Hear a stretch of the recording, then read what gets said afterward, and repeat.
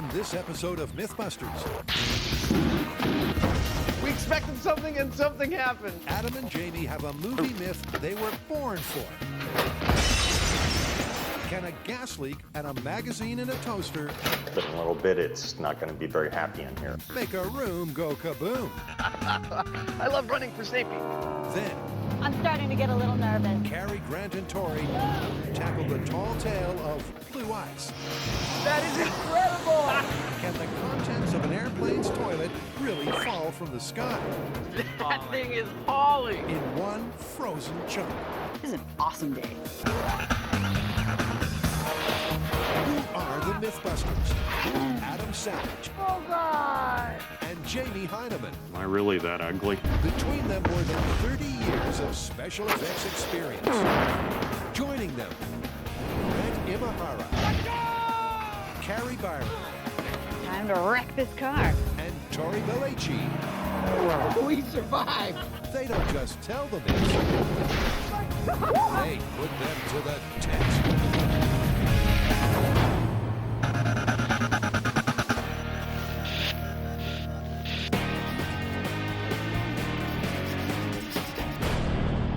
Have you seen the Bourne Supremacy? I love that movie. I love the whole Bourne trilogy. Have you got a myth from Supremacy we can test? There's a scene where Bourne broke into an apartment, and he knows the bad guys are coming, so he has to make an escape.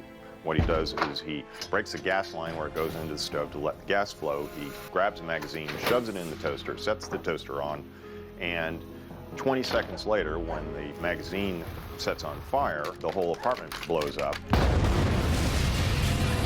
And so Bourne makes his escape. That's like perfect for us to test. I think I have a pretty good idea where we should start. Okay, but before you tell me, I actually want to demonstrate how much I love the Bourne movies. You know, I collect movie props. This is actually Jason Bourne's red bag from the Bourne Identity in the wastebasket from the Swiss bank. Not only that, it's actually full of all of the props that were actually in that bag in the film. All his trinkets and even his stud pistol. It's made of rubber. Isn't that cool? We need to find out whether a magazine would actually set on fire when it's put in a toaster. Okay. There are 3 ingredients to this Bourne-style getaway: the toaster, the magazine, and the natural gas. And first in the mix are 1 and 2. How long does it take to toast a magazine? You ready? I'm ready. All right. The guys start the clock using a magazine like the one in the movie and a toaster rigged to stay on. You know, in the movie, it was already on fire at this point. As it turns out, toasting a magazine takes a little longer than the 20 seconds of the film. Oh, 3 minutes over schedule. I think we're really close. In fact, it takes over 12 minutes before they get ignition.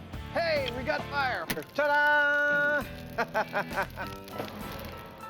Remember, kids, we're professionals.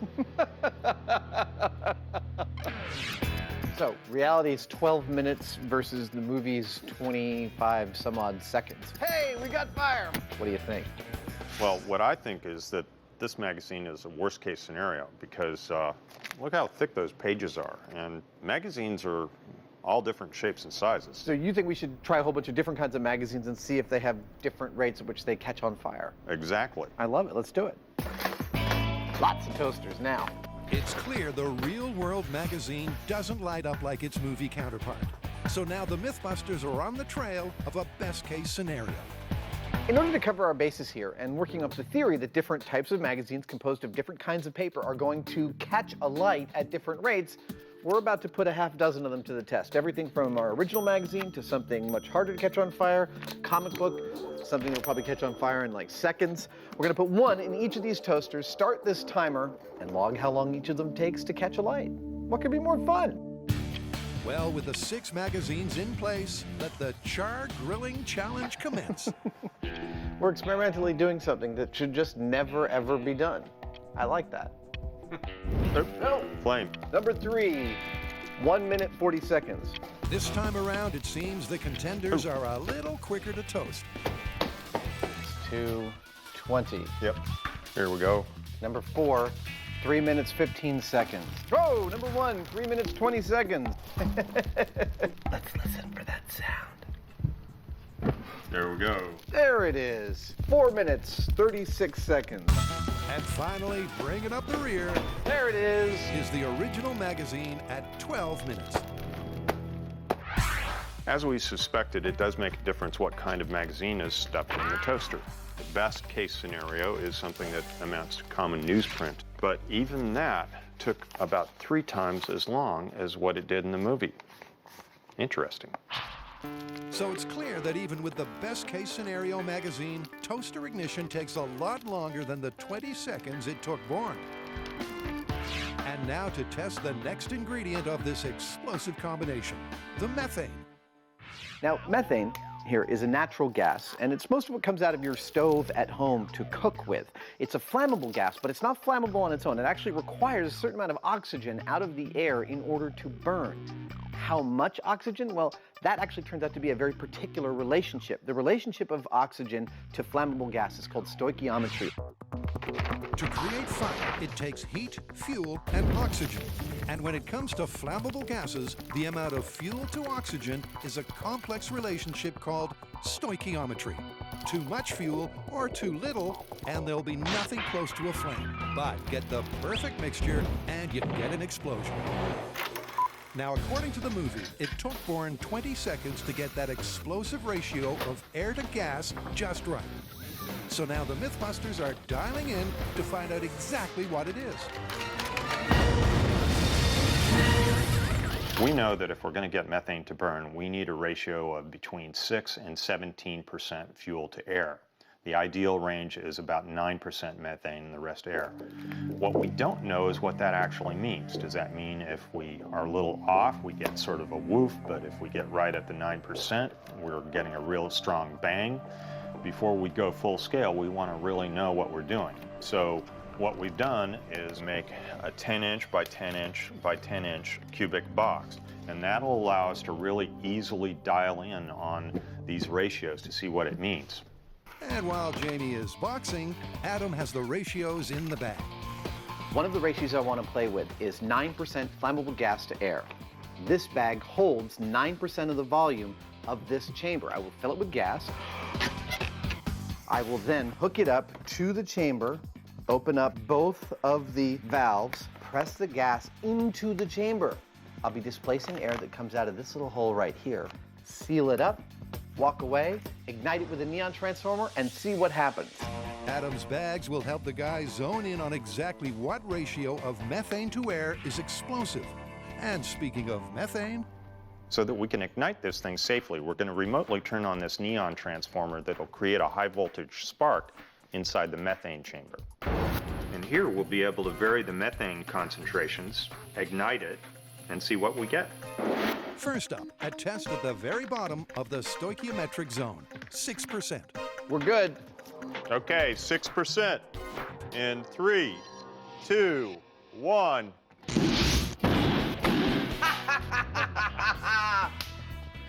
We expected something and something happened.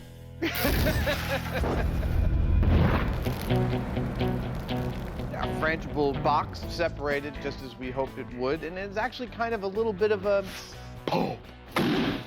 I was expecting a little more from an explosion, and I'm interested to see if our optimal stoichiometric ratio gives us that. Me too.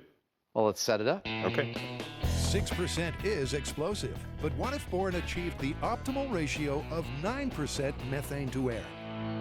9% in 3, 2, 1. Well, that was more energetic. 9% was definitely more energetic, but for Adam, the surprising thing is that at both ratios, they scored the mythical explosion they're looking for. This is awesome. We think that 6% means we'll see a small pop, 9% means we'll see a big pop. In this case, that's not the case. And that actually makes it look better for this myth. If we're getting a pop at the very lowest end of the stoichiometric range, that's making Bourne's use of this as a diversion technique more feasible. I'm not saying it's probable, but it's making it look more feasible.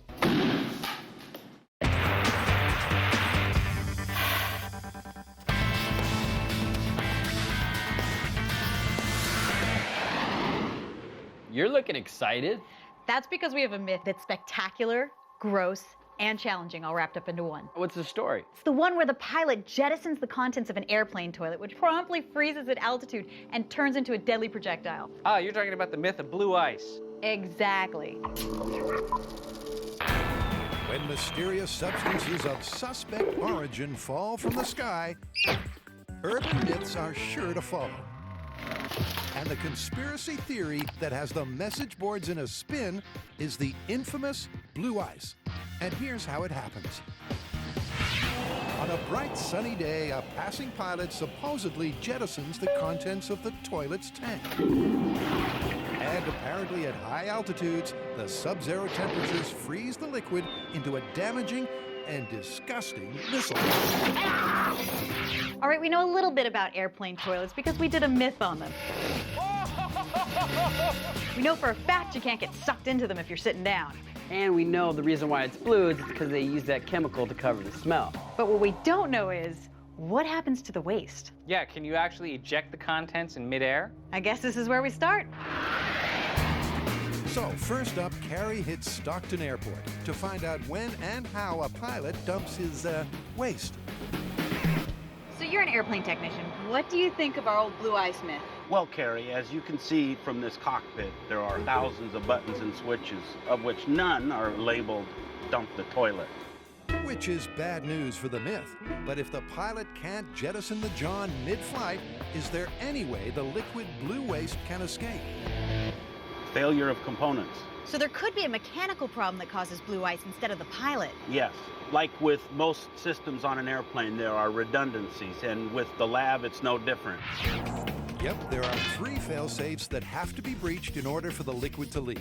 The dump valve on the holding tank, and 2 watertight seals leading to the exterior of the fuselage. If all 3 of those components fail, that's a problem. And to get a closer look, it's that toilet tour Carrie's been waiting for. So I noticed that there's a sign that says don't throw any foreign bodies into the toilet. If something hard had been thrown in there, like a cell phone, is it possible that that could create a leak? Totally. That's very important. Any hard object gets lodged up against this seal, it's going to leak. So if the dump valve seal was compromised, wastewater would flood the pipe, pushing up against the remaining 2 valves. This is the forward lav access door. So that leads right up into the toilet. That's correct. And it's here on the fuselage that we find those final watertight seals. But could they both fail? And if so, would it lead to a slow leak or a large-scale dump? Not likely. Is it possible? Absolutely. Multiple components that fail, leading to a problem. This myth is looking good. All right, Carrie, so how did it go? Well, part of this myth isn't looking good. There's no way for the pilot to jettison the contents of a toilet. True, but that doesn't rule out ice falling off the plane. That's right, there's still 2 scenarios that could happen. There could be a major malfunction that leads to either all of the contents coming out at once, freezing and falling to Earth, or you could get a nice slow leak that created an ice ball. Now the question is, how are we going to test them? Actually, we've been talking to our friends at NASA, and they've agreed to let us use their icing research tunnel, which can simultaneously duplicate temperatures of -20 degrees and wind speeds of up to 250 knots. That is the perfect conditions for high altitude. Well, it sounds like before we leave, we're going to have to build a leaky airplane toilet. Now, this myth is about airplanes, but in order to test it, we don't need to build a full airplane. All we need to do is make something that has similar aerodynamic properties. So, this is our design. And this will have low drag and a place to leak, which are the most important things. So for their tests at NASA, Carrie builds a waste system designed to fail in 2 ways, either with a slow leak or a catastrophic dump. Then with the wind tunnel simulating a high-altitude flight, they'll be able to determine if blue ice forms in either scenario. Now, according to NASA specs, it had to be out of aluminum because that's what airplanes are made of, and we were not allowed to weld anything because they didn't want anything breaking apart inside the wind tunnel because there's going to be so much pressure created by the wind. So we had to drill and rivet over 600 rivets to put our airplane together. And what we have right here is our valve. This is what we're gonna have hooked up to a water tank, and we're gonna be doing 2 tests. One where we dump the water completely, and then one where there's a slow leak to find out, can you grow a chunk of ice on the side of a plane? Jason Bourne knows how to make an explosive exit. But could a magazine in a toaster really toast a gas-filled apartment? After getting to know their enemy in the shop, the guys are ready to go full scale.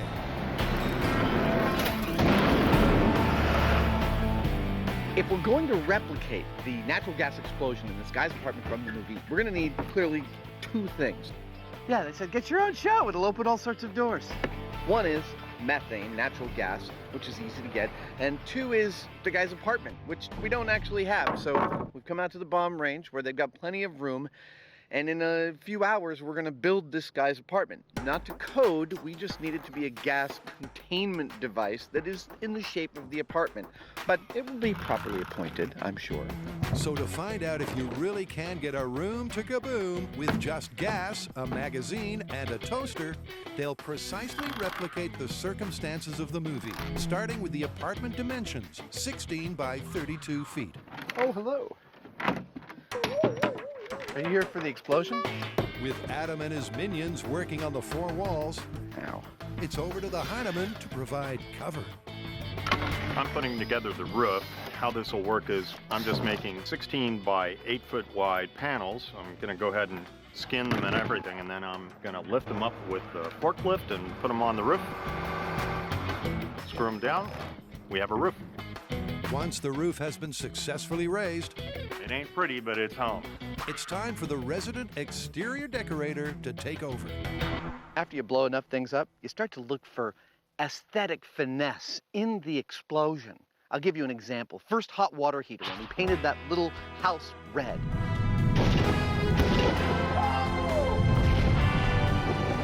Look at that, isn't that beautiful? So we're gonna give the same treatment to this thing. We're gonna paint the outside a lovely orange so that when it finally blows up, the high-speed shot will be especially gorgeous.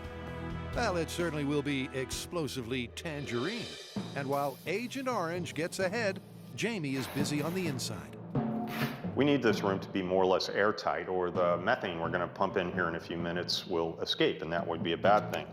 To do that, I'm using packaging tape because it's quick, it's cheap, and I can remove it after we're done with this thing, along with the screws that we're using to build this room, because I want to recycle the lumber. I don't like to waste stuff.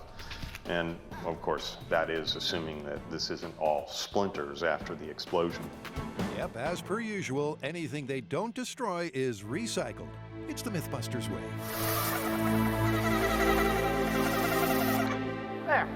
I wouldn't call it livable, but I'd call it blow-upable. It is blow-upable, and the final finishing touches are to furnish it before they step on the gas. Excellent. That's got a nice view here, you know, the valley out the window there. Don't you just know that Jamie's gonna hate this? The house may be complete, but soon it'll be filled with highly flammable gas. And in the event they don't get an ignition, Adam has created this. What I've got here is an exhaust system so that I can evacuate the gas from this room. Because one of the most dangerous things that could happen to us in this experiment is nothing. We found this on Cell Phone Destroy's gas station. We had a room full of gasoline fumes, and we didn't get it to ignite, and nobody wants to approach a room full of fumes. Hello, explosion. Hello. So, if nothing happens, I've got a switch I can turn that will start these fans all up and get all the gas out of this room so it's safe to do a reset. I think that's the last piece of the puzzle. I'll get to a safe location. And that's not the only safety precaution they're taking with this test. This is our methane outlet, which has tinsel on it, which we will be able to see moving if gas is coming through here on our remote camera. This is our tank of methane. We have a regulator and a flow meter attached to it. Now, this rig is set up to give us the same kind of input of gas into our house as you would normally have in a domestic gas line going into an apartment. Now, this valve here I have with a line attached to it that goes to our bunker. And I'm going to pull on this line if there's anything that bothers me about this setting, because, you know, it's gas, it's flammable, If there's something we don't like, we want to be able to shut it off. And from this distance, I can safely pull the plug if there's something I don't like. The list of things Jamie doesn't like may be a long one, but if the explosion of the movie is anything to go by, putting this myth to the test could be very dangerous. Well, it's a little post-earthquakey, but I think this is a fine experimental space. It's fine now, but in a little bit, it's not going to be very happy in here. Not if everything goes well. No. Well, shall we get started? Yeah. After you. Thank you.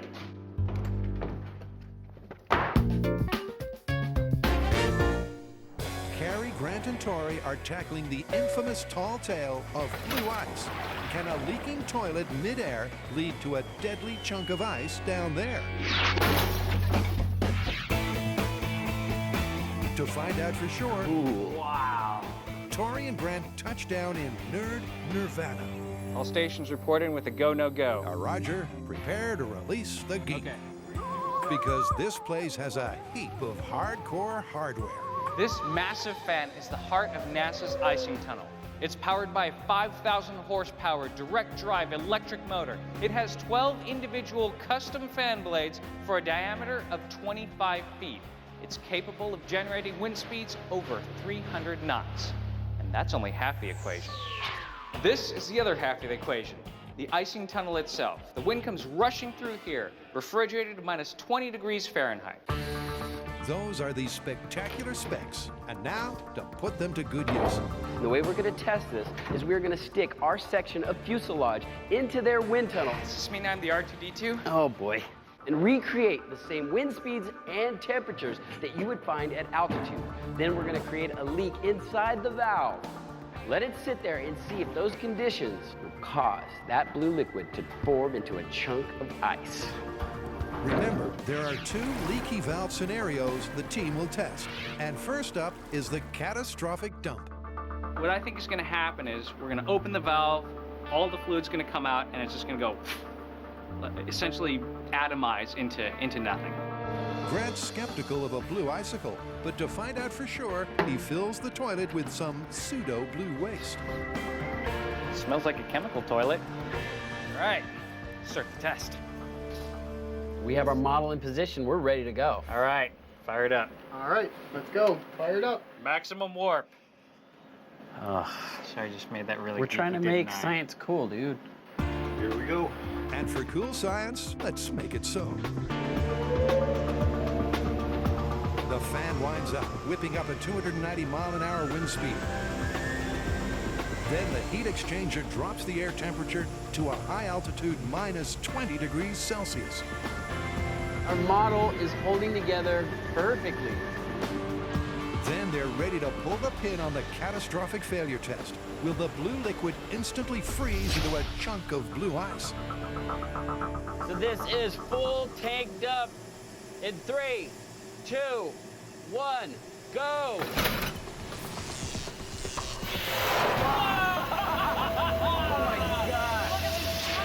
at how fast it's coming out. That is awesome. As soon as the liquid exits the aircraft, it's ripped away by the shearing force of the wind. And despite the bitterly cold air temperatures, it's unable to form the mythical slice of ice. So behind me are the results of our complete release test where we dumped the entire contents of the waste tank. Now, it didn't atomize all the way because you can see some of it formed on the surface here, but it also did not form one big chunk that could fall on someone. Yep, although most of the blue waste was vaporized on contact with the wind, some did form a thin layer, just not enough for a blue icicle. But I mean, it's incredible. We got an actual layer of ice, and pretty quickly. All right, well, let's try again and this time have a slow leak. All right, let's see if that gives us a big chunk of ice. Okay, so we're ready to do our slow leak test. My personal feeling is that we'll probably get maybe a line of frozen liquid. Maybe that's building up, but I don't think there's any way we're going to get anything this big freezing and falling off the fuselage. Once again, the NASA techs simulate the same high-altitude conditions and then sabotage the plumbing for the drip test. And once the leak is leaking, how quick the ice is building up. The results are as astonishing as they are immediate. Dude, this is looking great. And it's blue. That is fantastic. It hasn't even been 2 minutes yet. Oh my gosh. That is incredible. The liquid moving over the surface of the aircraft is protected from the extreme wind speeds by what's called a boundary layer. What that means is that not all the air traveling over the airplane goes at the same rate. In certain areas, it actually travels a lot slower. Which creates a protective cushion where ice crystals can form. This thing is like this big. I call that baseball size right there. If that whole thing broke off, that would be just like the Myth. The guys are blown away, unlike the ice. The question is, how big can it get, and will it fall off? I just can't believe how big it's getting. 20 minutes later, with a diameter around 10 inches, the blue icicle seems to have reached a size plateau. It's approaching soccer ball size. And with plenty of water still in the tank, that's not the limiting factor. But Grant thinks he knows what is. Now, an interesting thing to note here is that as the ice is getting thicker and pushing away from the skid, it's actually pushing its way out of the boundary layer. Once it exits the boundary layer, it actually hits the faster-moving air and just goes away. It doesn't allow it to freeze up, which may be a reason why the ice doesn't get really, really big. So with this fuselage, these wind speeds, and this air temperature, this is as big as it's going to get. But let's see if we can get it to fall off. Let's pretend like it's at its final descent, temperatures are rising. Maybe we can get it to break off and find out exactly what happens when it does. Perfect. All right, start warming it up. It's a good theory, because as the aircraft descends and the air temperature warms, Oh, we're getting bigger chunks breaking off. surely it's only a matter of time before the blue ice barnacle becomes a blue ice missile. -7 degrees. And as it turns out, when the wind tunnel conditions match those of an altitude of 12,000 feet, we have liftoff.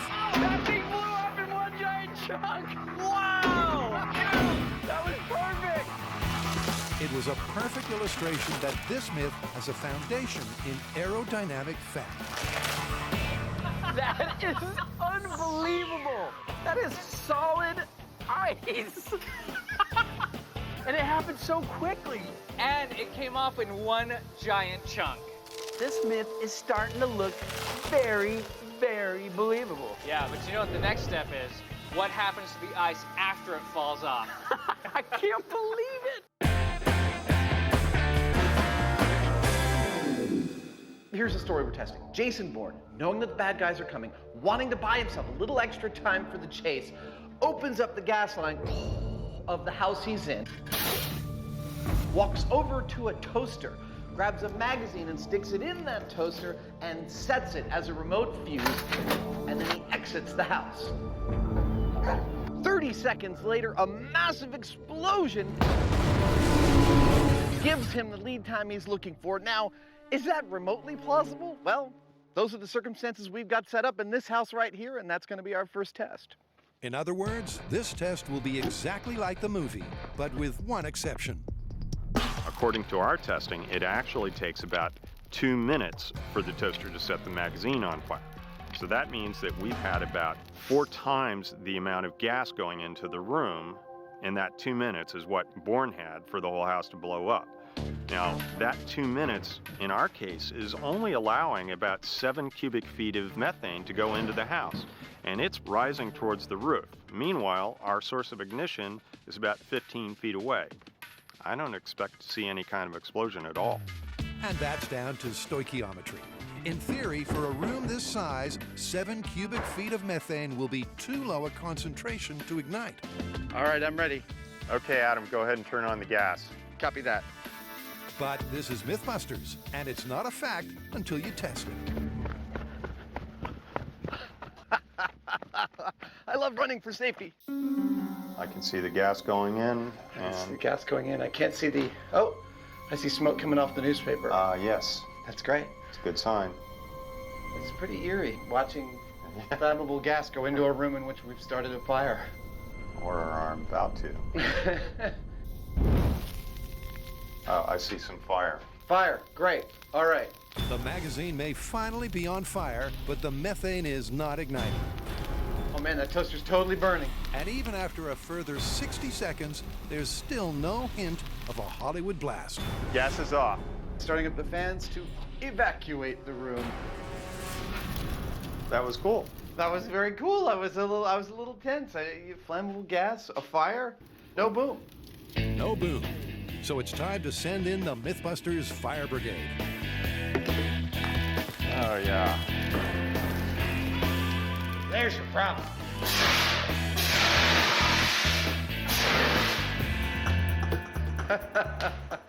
So we knew from our small-scale experiments that flammable gas plus fire does not always get the reaction that you're looking for. The mixture has to be perfect. And we posited that replicating the circumstances from the Bourne film in full scale would not yield a reaction, and that's in fact exactly what happened. It's rare, but it turns out we were right. I learn when I'm wrong, but I don't mind being right from time to time. So we replicated all the circumstances for Bourne's evasion technique, and it totally didn't work. I think that's a pretty clean busting of the myth. Yeah, it's busted. But, you know, I was thinking, Yeah. if we put something in that room that burned for longer, eventually something's going to happen. You mean eventually the gas and the air will reach a mixture whereby we will get some kind of reaction? Yeah. I love it. I think that should be the next test. Although the exact circumstances of the movie won't get the bad guys off your tail, the question is, could a little more gas and a longer fuse get the big Bourne boom? We know from our small-scale testing and our research that it takes a minimum 6% fuel-to-air mix for methane and air to support ignition. The way we've got it planned out, if we take the contents of this methane tank and put it in our test room, we'll have the right fuel-air mix. So it's just a question of connecting the flame that we've built in there with that gas. If that happens, she's going to blow. How are we going to get a long, burning, open flame? Well, we're throwing out the toaster and the magazine, and we're going with a supermarket fireplace log. Light this puppy on fire, it'll burn for at least an hour. This is for real. The log will burn while the gas builds to the 6% ratio. That's it. But when it hits the stoichiometric zone, will they get the bad guy repelling detonation of the movie? Adam has his doubts. What's going to happen exactly? Well, look, we know that the ideal mixture of air to flammable gas is a ratio, and it has a range. Presumably, the reaction we're going to get out of this next experiment will be a reaction at the bottom of that range. So I don't expect it to be a fire and brimstone massive explosion. I expect it to be more like a really big champagne pop, like pah! Back in the safety of the bunker, at first, things go just as planned. Did you leave a log burning on the kitchen table? Aw, crap, I did. But in a dramatic turn of events, after 4 minutes, Oh, you know what's happening? The gas is actually making the whole room catch on fire. things suddenly get incendiary I see smoke on the... Oh, we're burning this building down. and out of control. Uh-oh. There we go, we had a blowout. That's it.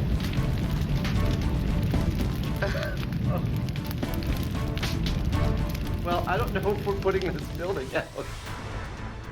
Oh, we should get up there with the hose. All right, let's turn off the gas. Gas is off. The MythBusters initiate the safety protocols Watch out. and cautiously approach their apartment inferno. Don't go in. I'm not seeing any flame. There's the hole we blew. It may not have been the blast of the movie, It's a horror show in there. but the methane sure made a mess of the apartment. Unlike your typical, it was clear that the gas made the atmosphere in here really rich, and so the fire started burning much hotter and higher than it normally would have with just straight air. So all of a sudden the fire's going up and reaching the ceiling, we could see smoke coming out of the top, and then the mixture hit the bottom of the stoichiometric range, and we saw this whomp across the whole room. I'm seeing broken glass on a bunch of windows, on the back double doors. It's clear that we got a significant reaction, but nothing close to what we saw in the movie. Nothing close to a kaboom, but certainly enough of a conflagration to distract the bad guys.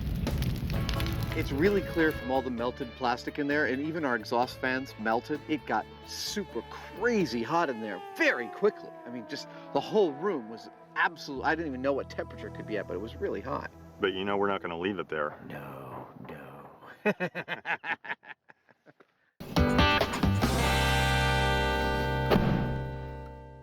So here's where we're at. We've looked into airline toilets and found that they can leak through an external valve. Is it possible? Absolutely. We made our own fuselage, went to NASA's wind tunnel, and found that you could actually form a giant chunk of ice, which then fell off the airplane.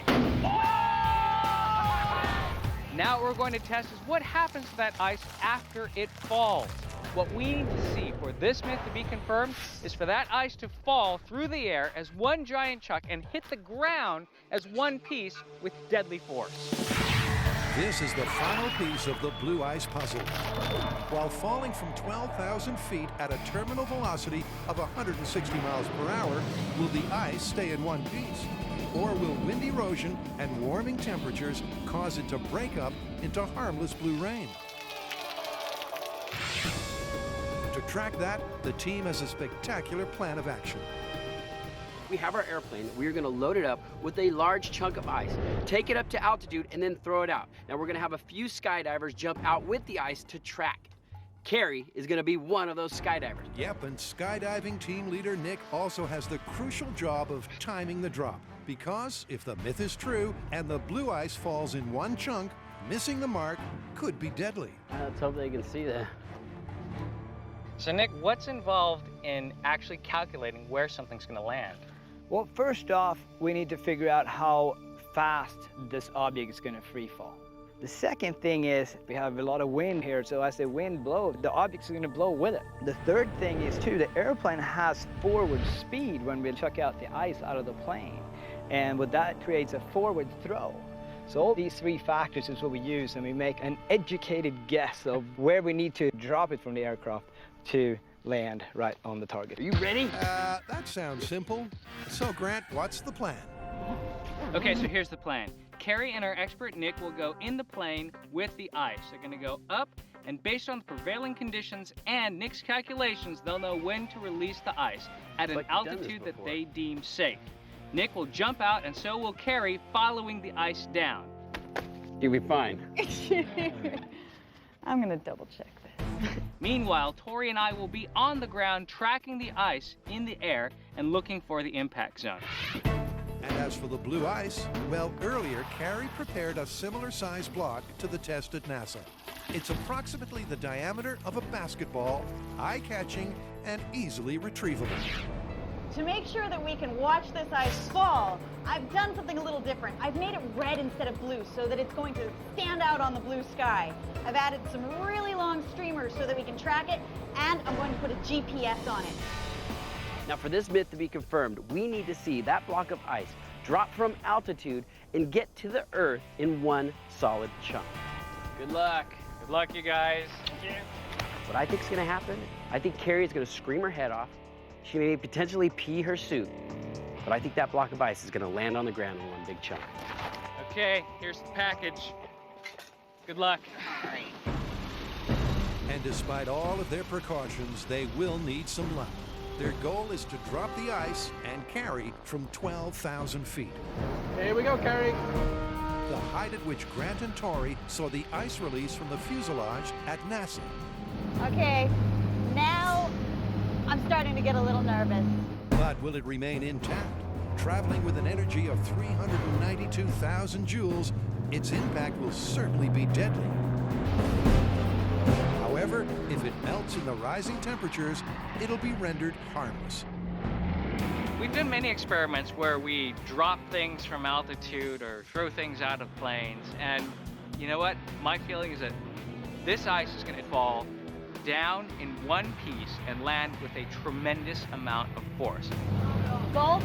In fact, I think it's going to land so hard, it's probably going to leave a little crater down at the ground. Whether it's going to break up or melt, no way. It's going to be one giant chunk. At 12,000 feet, Carrie and her free-falling friends are preparing to deploy their blue ice cargo. All I gotta do is look at the ice. One job!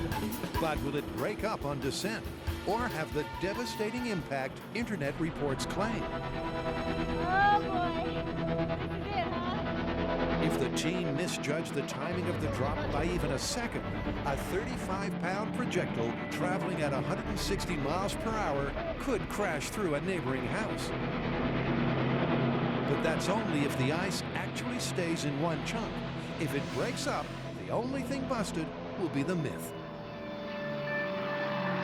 I got them. They're approaching the drop zone. So this is it. It's time to drop out and jump off for science.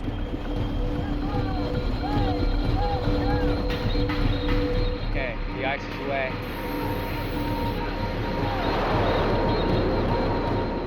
So are they.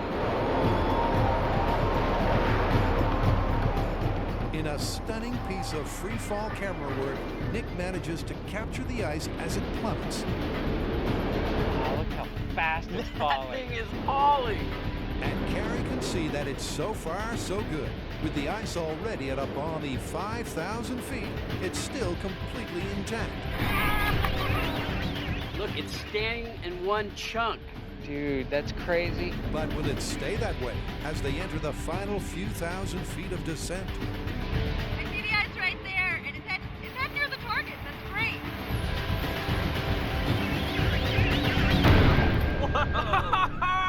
Do you see the size of that impact? And did you see it stayed in one chunk? Wow, that's maybe only 150 feet from the drop zone. I saw the ice go down, and I swear I saw it land. It stayed intact. Let's go meet Carrie and we'll go find it. All right, let's go get it. Hi, Tori. Hi, Grant. Here she Oh, comes. she's coming in hot. You made it. Wow. Nice. What a ride, and what a test. And no wonder Carrie's adrenaline is off the charts. Good job. Let's go check out the ice. Did you see it? Yeah, Did you see it? I don't. Everything went according to plan. For the majority of its descent, there was visual contact, confirming that the ice retained its shape and mass. And then, thanks to Carrie's visual aids and Nick's awesome aim, finding the impact site is a breeze. There's the streamer. Is it intact? I mean, it was a chunk before it hit the ground. And that is still a chunk of ice. Check it out. It dug itself into the ground. Wow, that is a serious impact. Yep, and it may have melted slightly in the time it took to find it, but the crater created is a clear testament to its destructive power. This is the size of the block of ice that we threw out of our plane, which is very similar to the size of the chunk of ice that we formed in our wind tunnel at NASA that fell off. That block of ice reached terminal velocity very quickly. It left a sizable impact crater, and what's more, it stayed pretty much intact all the way down to impact. Because when we actually got to the site where the ice had hit, it really looked like all of the ice chunks I had seen on the internet that were the mythical blue ice that had come down in people's houses. Okay, a pilot can't release all of the toilet water at once, so that part's busted, but I think the phenomena is confirmed. I mean, it made it all the way to the ground. Totally confirmed. I agree 100%. Confirmed. But 3 mechanical failures leading to blue ice falling on your house is in reality incredibly unlikely. I don't want to be looking up for blue ice to fall on my head now, right? Dude, I'm gonna get blue ice insurance. I know a guy. So Yeah? let me know. I'll give you his number.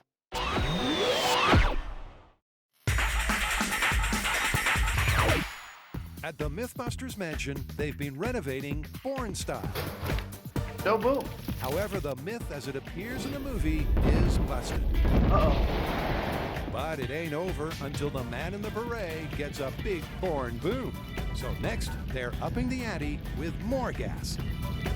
Now, when we empty this tank into that house, that means that we'll have just over 9% methane to air in there. And that happens to be the butter zone for an explosion. The guys know from small scale that 9% netted them the most energetic boom. But this is large scale. Will this test rip apart the apartment Bourne style? Before they blow it up, they need to spruce it up. We've swapped out all the windows and doors.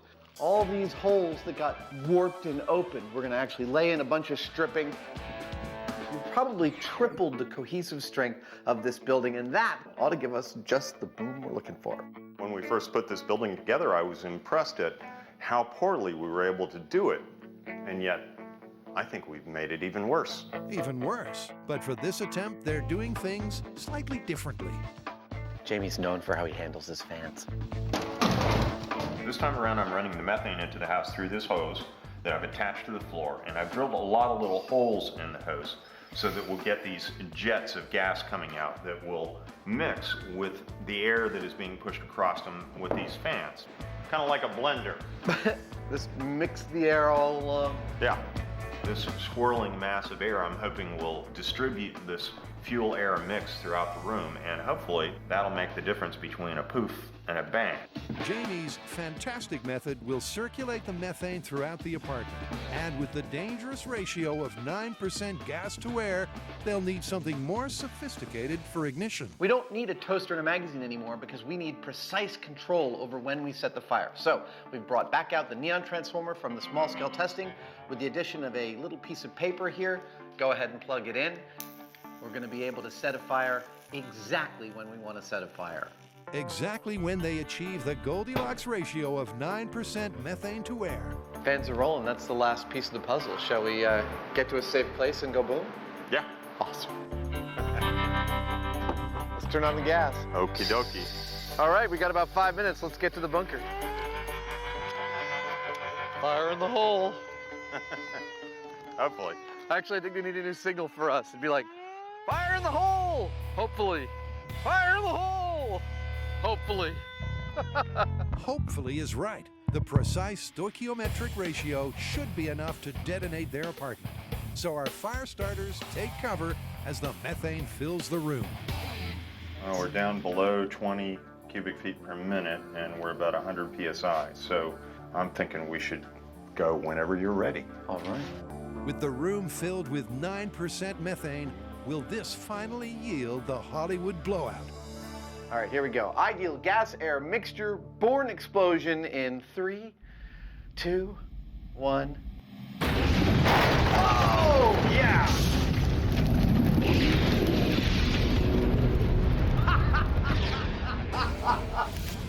That is awesome! We blew out the whole front. Yeah. We couldn't have done that if we planned.